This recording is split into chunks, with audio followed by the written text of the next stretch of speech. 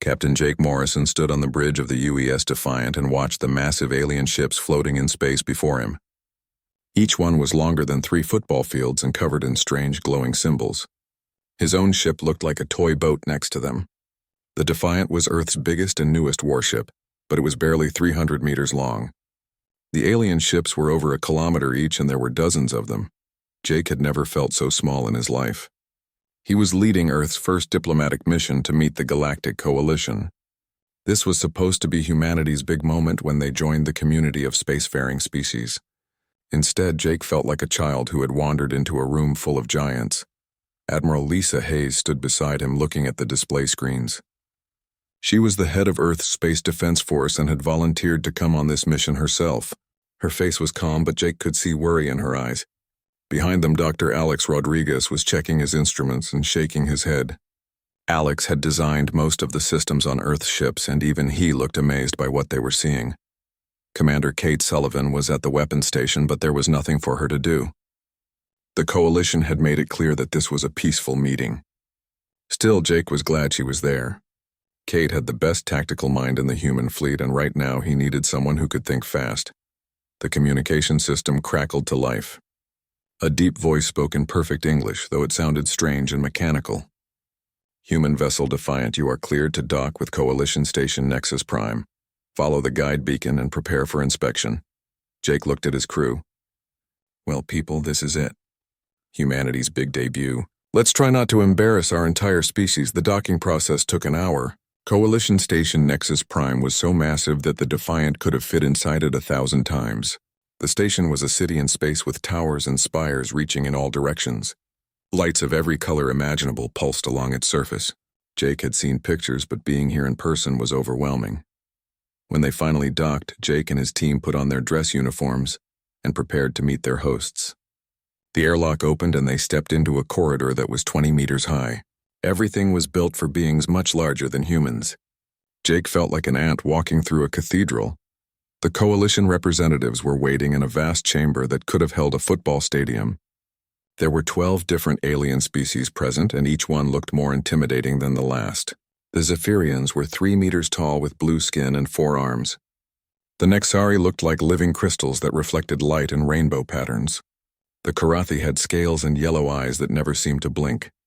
At the center of the group stood Ambassador Kethvar of the Zephyrians. He was the tallest alien Jake had ever seen, and his voice boomed across the chamber when he spoke. So these are the humans we have heard about. Welcome to Nexus Prime, little ones. The way he said little ones made Jake's teeth clench, but he kept his expression neutral. Thank you, Ambassador Kethvar. Earth is honored to meet with the Coalition. Kethvar gestured to the other aliens around him. These are the representatives of the 12 great species that make up our coalition.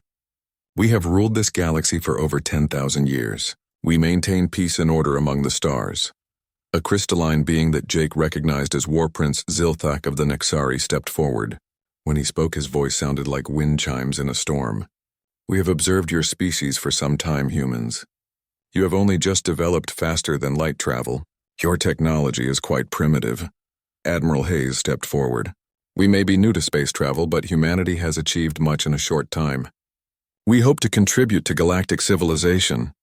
Several of the aliens made sounds that Jake realized were laughter. Kethvar smiled, showing rows of sharp teeth. Contribute, you say? What could a species with such tiny ships possibly contribute to our great coalition? War Prince Zilthak moved closer to examine the humans. His crystal body cast strange shadows on the floor. We have scanned your vessel, Captain Morrison. Your largest weapon has less power than our emergency lighting systems. Your shields could not stop a child's toy. More laughter echoed through the chamber. Jake felt his face burning with embarrassment, but he forced himself to stay calm. Our ships may be smaller, but they are well designed for their purpose. Their purpose? Kethvar boomed. And what purpose would that be? Entertainment? We have seen your entire fleet through our long-range sensors. 300 vessels, each smaller than our shuttlecraft. It is amusing that you call them warships. Dr. Rodriguez stepped forward looking angry. Our ships incorporate advanced human engineering. They may be compact, but they are efficient and reliable.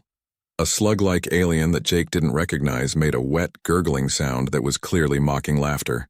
Efficient at what human? Running away? Your weapons could not scratch the paint on our hull plating. War Prince Zilthak gestured toward a massive view screen that showed space outside the station. Observe humans. Let us show you what real warships look like. The screen displayed a coalition fleet conducting training exercises. Jake watched in growing horror as ships the size of skyscrapers fired weapons that lit up space like miniature suns. A single blast from one of their main guns vaporized an asteroid the size of a city block. The demonstration lasted only minutes, but it showed power beyond anything Earth could imagine. Impressive, isn't it? Kethavar said. Each of our dreadnoughts carries enough firepower to sterilize an entire planet. We have thousands of such vessels. Your entire human fleet could not damage even one of our ships. The message was clear. Jake felt sick as he realized how outmatched humanity truly was. Earth's most powerful weapons were like firecrackers compared to what he had just seen. War Prince Zilthak's crystalline form seemed to pulse with amusement. Now humans, let us discuss your future. The Coalition has decided that your species shows potential. Despite your current limitations, we are prepared to offer you membership in our organization. Admiral Hayes straightened. What would that membership entail? Simple, Kethavar replied. You would become a tributary species. Earth would provide raw materials and labor to the Coalition. In return, we would protect you from hostile forces and slowly uplift your technology over the next few centuries. Jake felt his heart sink. And if we refuse this generous offer? The chamber fell silent. Every alien eye focused on the small group of humans. War Prince Zilthak's voice became cold as winter wind. Then you would be classified as a potential threat to galactic peace. The Coalition does not tolerate unmarked aggressive species developing military capabilities. Kethavar leaned down until his massive face was level with Jake's. We are offering you a choice, Captain Morrison. Submit to Coalition authority and your species will survive and eventually prosper. Refuse and face the consequences. What consequences? Kate Sullivan asked, though Jake could tell she already knew the answer. Elimination. War Prince Zilthak said simply. Your tiny ships, your primitive weapons, your entire civilization would be swept away like dust in a solar wind. It would take perhaps a week to accomplish. The aliens waited for a response, but Jake knew he couldn't make this decision alone. The Coalition is generous, but this choice must be made by Earth's government, not by us. Of course, Kethavar said, standing back up. We are reasonable beings. You have 6 standard months to consider our offer. When you return, you will give us Earth's answer. Jake and his team were escorted back to their ship in silence. As the Defiant undocked from Nexus Prime and turned toward home, Jake stared at the Coalition fleet one last time. Those massive ships would be coming for Earth soon, and humanity had nothing that could stop them. The journey back to Earth took 3 weeks, but it felt like 3 years to Captain Jake Morrison. Every time he closed his eyes, he saw those massive Coalition warships and heard the mocking laughter of the aliens. The Defiant's crew worked in quiet desperation, trying to make their small ship somehow better, somehow stronger. It was hopeless, but they had to try. When they finally reached Earth, Jake expected to find panic in the streets. Instead, he found something that surprised him. Humanity was angry. The news of the Coalition's ultimatum had leaked within hours of their return. And instead of surrender, the people of Earth were demanding war. President Helen Foster called an emergency session of the Global Defense Council.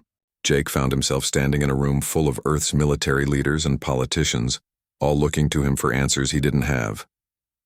General Ryan Cooper was there along with Admiral Hayes and dozens of other officers.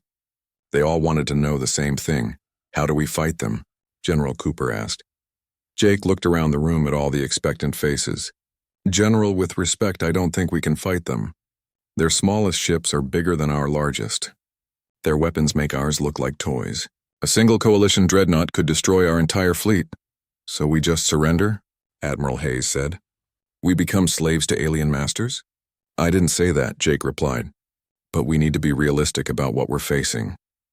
Dr. Alex Rodriguez had been quiet during the meeting, but now he stood up. Maybe we're thinking about this wrong. What if our small ships aren't a weakness? What if they're actually an advantage? Everyone turned to look at him. General Cooper frowned. How could being smaller be an advantage against ships like that? Think about it, Alex said, getting excited. Those Coalition ships are designed to fight other big ships. They expect naval battles with massive dreadnoughts trading fire at long range. But what if we don't fight that kind of battle? Jake was beginning to see where Alex was going. You mean hit-and-run tactics? Exactly. Our ships are fast and maneuverable. We can build hundreds of them in the time it takes them to build one dreadnought. What if instead of trying to match their firepower, we use our numbers? Dr. Maria Santos, who had been working on new defensive technologies, spoke up. Alex is right. I've been analyzing the sensor data from your meeting. Those coalition ships have massive blind spots. They're designed to engage targets at their own level, not swarms of smaller craft. President Foster leaned forward. What exactly are you proposing? Alex moved to the holographic display at the center of the room. We stopped trying to build big ships. Instead, we build thousands of small ones, fighters, frigates, corvettes, each one specialized for a specific role. We use our industrial capacity to mass produce them.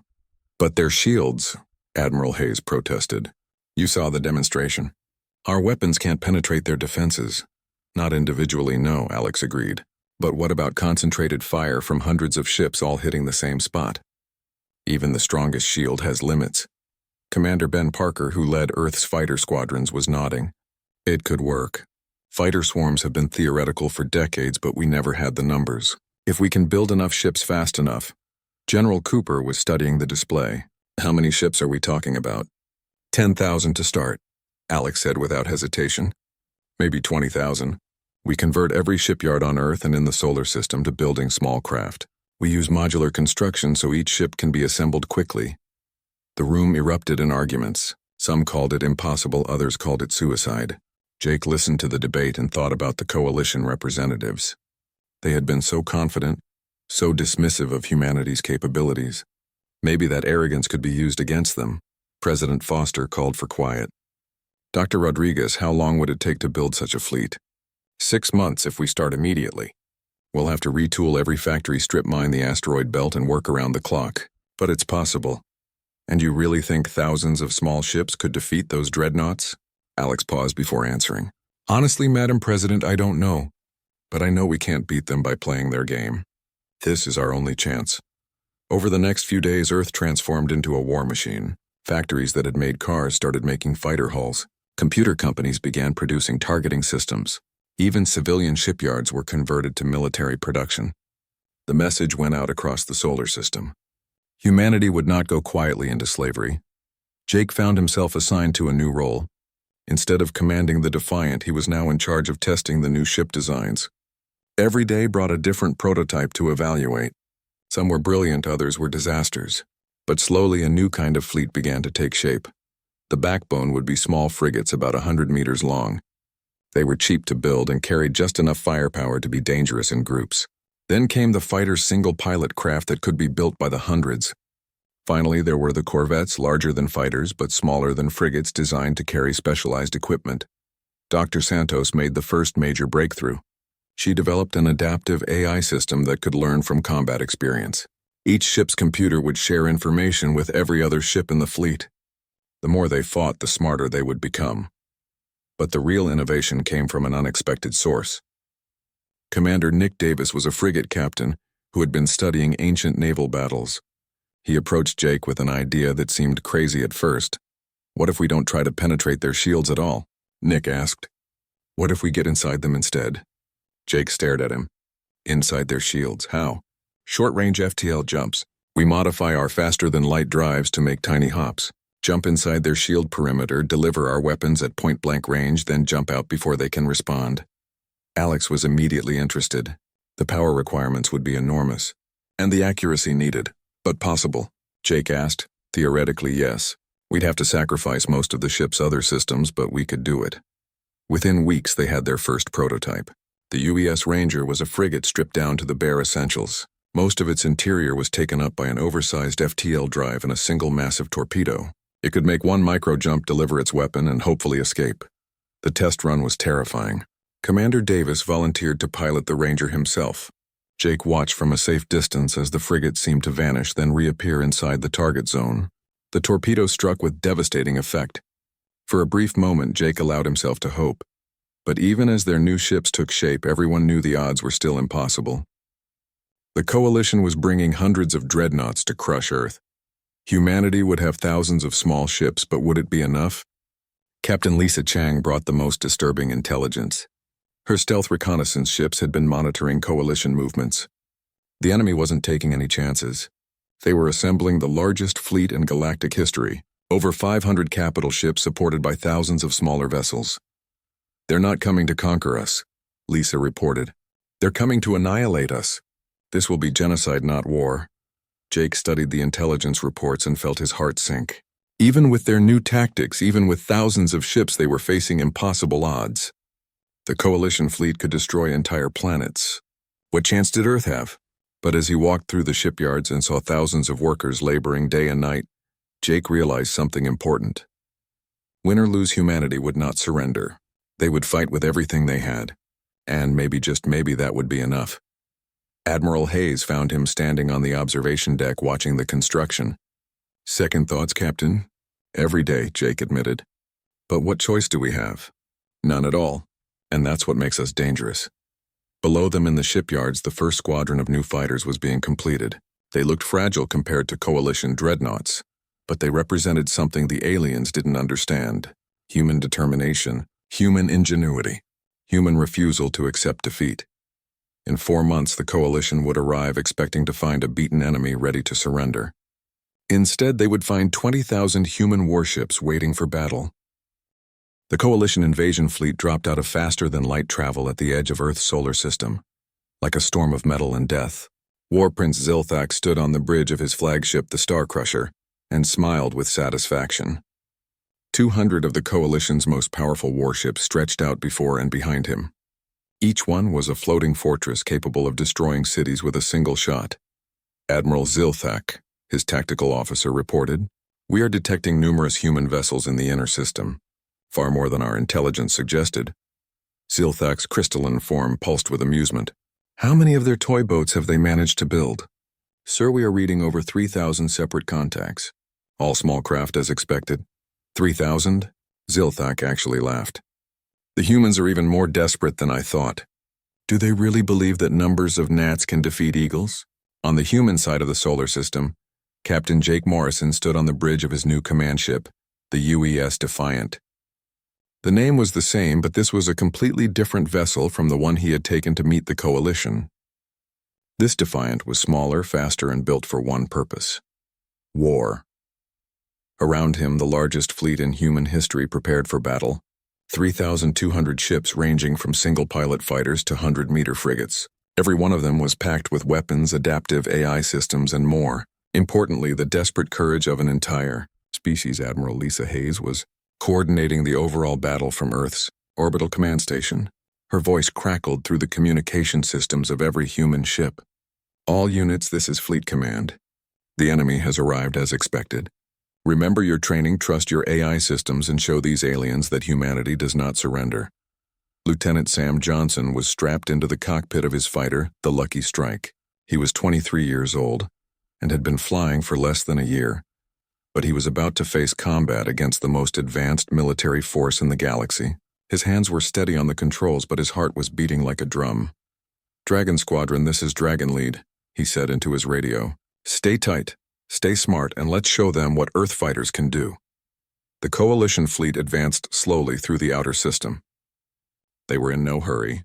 Admiral Zilthak wanted to savor this moment. The humans had made their choice, and now they would face the consequences. It would be a massacre, but a brief one. "Sir," his sensor operator reported, "the human vessels are moving to intercept.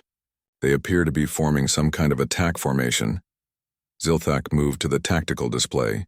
The human ships were indeed moving, but their formation made no sense. Instead of a battle line, they were spreading out in loose clusters. Some groups were racing ahead while others held back. It looked like chaos. Primitive tactics, he decided. They have no understanding of proper fleet coordination. This will be easier than I thought. But Commander Nick Davis, who was leading the first wave of human frigates, knew exactly what he was doing. His ship, the UES Ranger, had been specially modified for what the humans called micro-jump attacks. As the Coalition fleet approached, he gave the order his crew had been training for. "All ships, this is Ranger. Lead, execute Plan Alpha, jump." In 3-2-1 mark. 20 frigates seemed to vanish from space, only to reappear seconds later inside the Coalition formation. They materialized less than a kilometer from the nearest enemy dreadnought, so close that the alien shields couldn't react in time. 20 quantum torpedoes struck the Coalition ship's hull simultaneously. The explosion lit up space like a newborn star. When the light faded, the Coalition dreadnought was drifting powerless, its hull cracked open like an egg. It was the first Coalition ship ever destroyed by human weapons. Zilthak stared at his displays in shock. What just happened? How did they get inside our formation? Sir, the human ships appear to have some kind of short-range teleportation capability. They jumped directly through our shields. Before Zilthak could respond, the human frigates jumped away as quickly as they had appeared. But the damage was done. A Coalition dreadnought was dying, and every human ship in the solar system had seen it happen. All units, this is Fleet Command. Admiral Hayes broadcast. Confirmed kill on enemy capital ship. The plan is working. All squadrons engage at will. What followed was unlike any space battle in galactic history. Instead of two fleets facing each other in orderly lines, the humans attacked from every direction at once. Fighter squadrons led by pilots like Lieutenant Johnson swarmed around the massive Coalition ships like angry wasps. The Coalition weapons were designed to destroy other capital ships. Their massive particle cannons and plasma bombardment systems could vaporize a human frigate with a single hit, but they couldn't track the small, fast-moving targets effectively. It was like trying to swat flies with a sledgehammer. Johnson dove his fighter through a maze of Coalition fire, his AI co-pilot calculating flight paths faster than any human mind could follow. Around him, dozens of other fighters wove between, the alien guns delivering hit-and-run attacks against weapon systems and sensor arrays. Dragon 2, this is Dragon Lead. I've got a clear run on that cruiser's main battery. Cover me. Copy, Dragon Lead. Watch out for those point defense systems. Johnson rolled his fighter into an attack run against a Coalition cruiser that was half a kilometer long. The ship's automated defenses opened fire, filling space with deadly energy beams, but the young pilot's AI guided him through the barrage. His missiles struck the alien gun turrets in perfect succession, disabling them one by one. Meanwhile, Commander Davis was leading his frigates in another micro-jump attack. This time they targeted the Coalition flagship itself. The Starcrusher was so massive that 20 frigates looked like toys beside it, but their quantum torpedoes packed enough punch to damage even that monster. All units target the main reactor complex. If we can knock out their power grid. The frigates jumped into position and unleashed their weapons. The Starcrusher's shields flared and held, but cracks of light appeared along its hull. More importantly, the attack showed every human ship that even the Coalition flagship could be hurt. Zilthak was no longer amused. His fleet was taking damage from an enemy he had expected to sweep aside effortlessly. All ships concentrate fire on the human swarms. Use your secondary batteries. Destroy every small craft you can target. The Coalition ships began firing everything they had at the human fighters and frigates. Space filled with energy beams and missile trails as the aliens tried to swat their tiny tormentors. Many human ships died in the barrage, but for every one destroyed, 2 more seemed to take its place. The battle raged for hours across the entire solar system. Human ships would attack, disappear into the asteroid belt or behind planets, then emerge somewhere else to strike again. The Coalition found themselves fighting an enemy that refused to stand still and be destroyed. Captain Morrison led a group of heavy frigates in an attack on the Coalition rear guard. His ship had been upgraded with the latest adaptive AI and experimental weapons. As they closed with the enemy, his tactical officer reported something interesting. Sir, the AI is picking up patterns in their defensive fire. Their systems are automated and predictable. Can we exploit that? Already working on it, sir. Uploading new evasion patterns to the squadron now. Morrison watched his display as his ships began moving in seemingly random patterns. But there was a method to the madness. The AI had learned the timing of the Coalition weapons and was guiding the human ships through gaps in their fire. The attack succeeded beyond their wildest hopes. Morrison's squadron destroyed 3 Coalition destroyers and damaged a cruiser before jumping away. But more importantly, their AI systems had learned something valuable about Coalition tactics. As the battle continued, the human adaptive systems began to show their true power. Every engagement taught them something new about Coalition weapons shields and tactics. The information was shared instantly across the entire human fleet. They were learning and adapting faster than their enemies could counter. By the time the first day of battle ended, both sides were exhausted. The Coalition had lost over 30 ships, including several capital vessels. The humans had lost nearly 800 fighters and frigates, but their production facilities were already building. Replacements. Zilthak stood among the wreckage of his confidence and tried to understand what had gone wrong. His fleet still outnumbered the humans and outgunned them individually, but somehow these primitive beings with their tiny ships were winning. "Sir," his communications officer reported, "we're receiving reinforcement requests from 17 different task groups. They're all reporting heavy damage from coordinated human attacks." "How is this possible?" Zilthak demanded. "They're using primitive technology. Their weapons are pathetic. Sir, I believe their strength lies not in individual capability but in coordination. Their small ships work together in ways we never anticipated, and they appear to be learning from each engagement." Zilthak looked at the tactical display showing the scattered remains of what should have been an easy victory. The humans had done the impossible. They had made the coalition bleed. The news of humanity's victory spread across the galaxy like wildfire. Within days of the Battle of Jupiter, every civilized species had heard the impossible story. Earth's tiny ships had defeated the mighty coalition fleet. The unthinkable had happened. On the Karathi homeworld, riots broke out as the population demanded freedom from coalition rule. On Nexus Prime, emergency sessions were called as coalition leaders tried to understand how their perfect order had crumbled. Across 100 world species that had been subjugated for centuries began to whisper about rebellion. Captain Jake Morrison stood in the ruins of the Star Crusher's bridge 3 days after the battle. The massive ship was now a prize of war being studied by human engineers. Beside him, War Prince Zilthak sat in restraints, his crystalline form dim and cracked. "Your species has accomplished something unprecedented," Zilthak said quietly. "In 10,000 years, no one has defeated a coalition fleet in open battle." "Maybe that was your problem," Morrison replied. 10,000 years of easy victories made you forget how to adapt, perhaps. But do not think this changes everything human. The coalition commands millions of ships across thousands of worlds.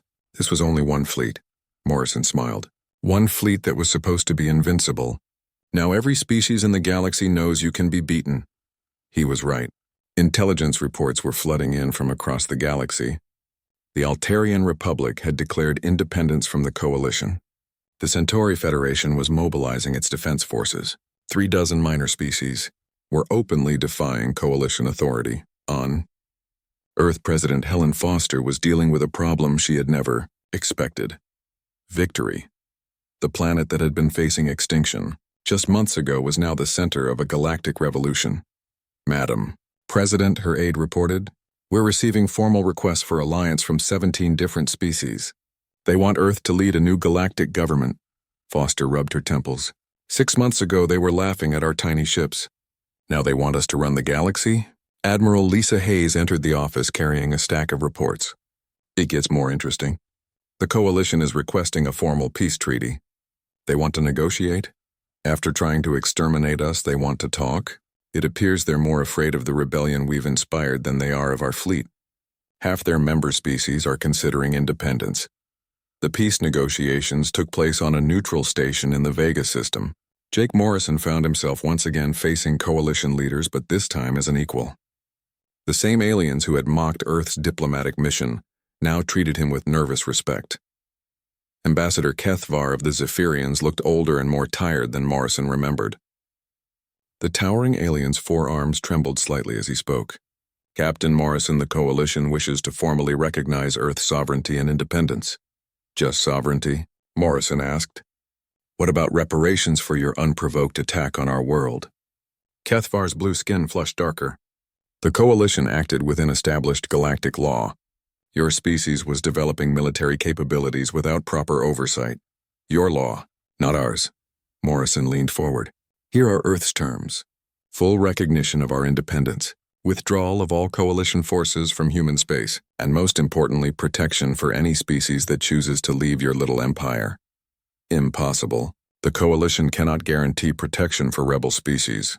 Then you'll face them alone. And us." The negotiations dragged on for weeks, but eventually the coalition agreed to most of Earth's demands. They had little choice. Reports from across the galaxy showed that the rebellion was growing stronger every day. The Karathi had successfully driven coalition forces from 3 star systems. The Altarians had won 2 major battles using modified human tactics.